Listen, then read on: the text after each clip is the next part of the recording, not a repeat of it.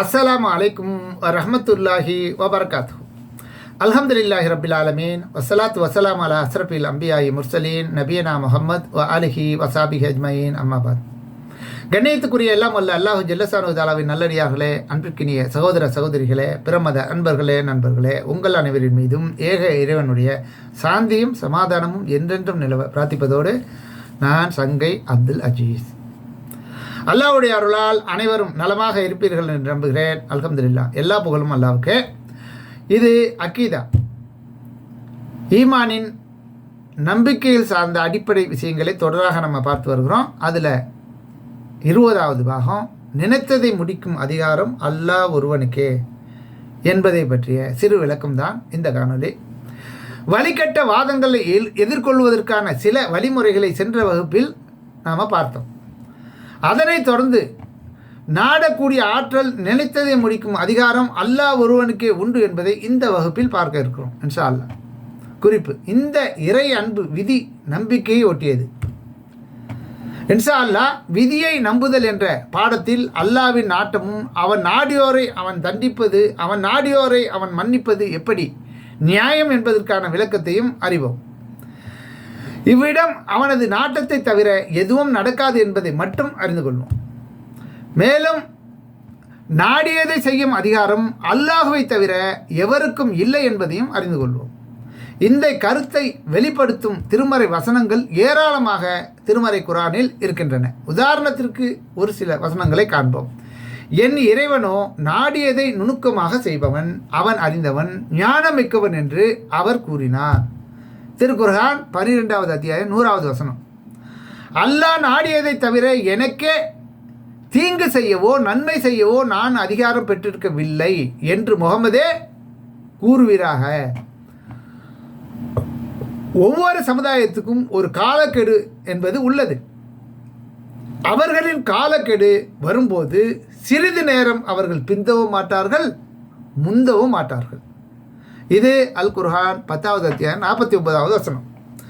மேற்கண்ட வசனத்தின்படி நபி ஸல்லல்லாஹு அலைஹி வஸல்லம் அவர்களாக இருந்தாலும் அல்லாஹ்வின் நாட்டம்தான் நாடியதை செய்ய இயலாது. ஆனால் முஸ்லிம்கள் என தங்களை எண்ணிக்கொள்பவர்கள் சிலர் மகான்கள் தான் நாடியதை செய்வார்கள் என நம்புகிறார்கள். இந்த அல்லாஹ்வுடைய பண்பை பிறரிடம் ஒப்பிடுவதால் இவர்களும் இணை வைப்பவர்களாகத்தான் என்பதை நாம் அறிகிறோம். நாம் வாழ்விலும் இன்ஷா அல்லாஹ், நம் வாழ்விலும் அல்லாஹ் கூறாமல் இப்படி செய்வேன் அப்படி செய்வேன் என்பது போன்ற வார்த்தைகளை உபயோகிக்க வேண்டாம். ஆனாலும் தௌஹீத்வாதிகளும் கூட பல நேரங்களில் நடக்கவிருக்கும் காரியங்களை பற்றி கூறும்போது இன்ஷா அல்லாஹ் கூறாமல் சொல்லிடுறாங்க. அல்லாஹ் நாடினால் இன்ஷா அல்லாஹ் என்பதை சேர்த்தே தவிர நாளை நான் இதை செய்வேன் என்று எதை பற்றியும் கூறாதீர். நீர் மறந்துவிடும் போது உமது இறைவனை நினைப்பீராக. எனது இறைவன் இதைவிட சமீபத்தில் வழிகாட்டிவிடக்கூடும், சீக்கிரமாக வழிகாட்டிடக்கூடும் என்றும் கூறுவீராக. இது 18வது அத்தியாயம் 23, 24 வசனங்கள். எனவே வேண்டுமென்றே இன்ஷா அல்லாஹ் கூறாமல் ஒருவர் செயல்படுத்துவதும் தன்னை அல்லாஹ்வுடன் அவர் ஒப்பிடுவதாக அமையும். இதுவும் இணை வைப்பேன். மறதியாக இன்ஷா அல்லாஹ் கூறாவிட்டாலும் அதற்கு பரிகாரமாக தவறு நினைவுக்கு வந்ததும் எனது இறைவன் இதைவிட சமீபத்தில் வழிகாட்டிவிடக் கூடும் என்று கூறிவிட வேண்டும். இன்னும் நடந்து முடிந்த செயல்கள், இழப்புகளை பற்றி பேசும்போதும் இப்படி நடந்திருந்தால் அப்படி நடந்திருந்தால் என கூறும் பழக்கம் நம்மர்களிடம் பரவலாக அதிகமாக இருக்குது என அதையும் தவிர்த்து கொள்ள வேண்டும்.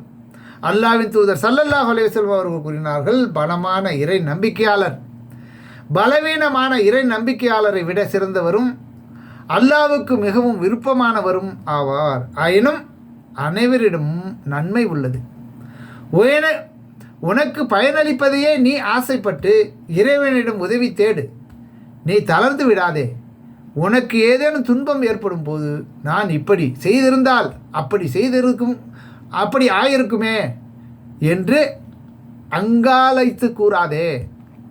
மாறாக அல்லாஹ்வின் விதிப்படி நடந்துவிட்டது, அவன் நாடியதை செய்து விட்டான் என்று சொல். ஏனெனில் இப்படி செய்திருந்தால் நன்றாய் இருந்திருக்குமே என்பதை சுற்றும் லவ் எனும் வியங்கோல் இடை சொல்லானது சைத்தானின் செயலுக்கு வழிவகுக்கும். இதை அறிவிப்பவர் அபூ ஹுரைரா ரலியல்லாஹு அன்ஹு அவர்கள் அறிவித்திருக்கிறார்கள். இந்த ஹதீஸ் இரு அறிவிப்பாளர்கள் தொடரில் வந்துள்ளது. சஹி முஸ்லீம் நூலில் 5178வது ஹதீஸாக இடம்பெற்றது. இன்னும் சில நேரங்களில் அங்கு போகாமல் இருந்திருந்தால் நீ தப்பித்திருக்கலாம் என்பது போன்ற சொற்களையும் மக்கள் பயன்படுத்துவார்கள்.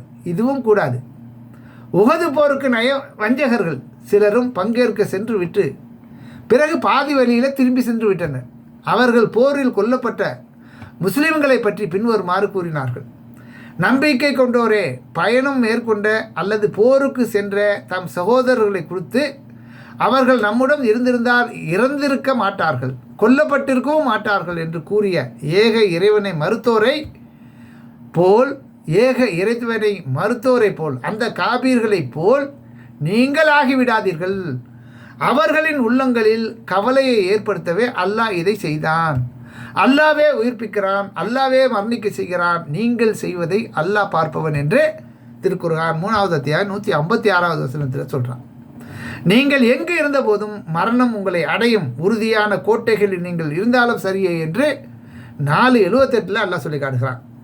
நம்முடைய இருந்திருந்தால் அவர்கள் கொல்லப்பட்டிருக்க மாட்டார்கள் என அல்லாவின் நாட்டத்திற்கு எதிரான வார்த்தைகளை இறை மறுப்பாளர்கள் தான் பயன்படுத்துவார்கள் மேற்கண்ட வசனம் நமக்கு தெளிவாக தெரிவிக்கின்றது. நம் மக்களிலும் இதுபோன்ற வார்த்தைகளை பயன்படுத்தும் மக்கள் கணிசமாக இருக்கின்றார்கள். எனவே நடக்கப் போகும் செயல்களானாலும் சரி, நடந்து முடிந்த செயல்களானாலும் சரி, எந்த செயலாக இருந்தாலும் சரி, அல்லாவின் நாட்டத்தை மிகைக்கும் வகையிலான பேச்சுகளை பேசவே கூடாது என்ற சட்டத்தையும் இந்த காணொலியின் மூலமாக நாம் அறிந்து கொள்ளலாம். அல்லாஹ்வுடைய அடுத்தடுத்த பண்புகளை அடுத்தடுத்த காணொலியில் தொடர்ந்து பார்ப்போம்.